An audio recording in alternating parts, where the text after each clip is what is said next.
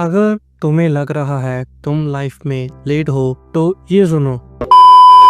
Social media देखकर लगता है सब लोग आगे निकल गए। किसी का बिजनेस चल रहा है, किसी के लाखों फॉलोअर्स हैं, किसी ने सक्सेस स्टोरी बना ली और फिर हम खुद को कंपेयर करते हैं और फील होता है मैं लेट हो गया। हर किसी का टाइमलाइन अलग होता है। कोई 18 में स्टार्ट करता है, कोई 25 में समझता है, कोई 30 के बाद सीरियस होता है। लेट होना प्रॉब्लम नहीं, स्टार्ट ना करना प्रॉब्लम है। डे 27 पे मैं बस एक चीज समझ गया, मैं लेट नहीं हूँ, मैं अपने टाइम पे हूँ।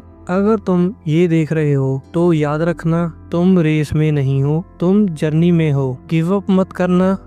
मिलता हूँ आपको डे 28 में, तब तक के लिए बाय।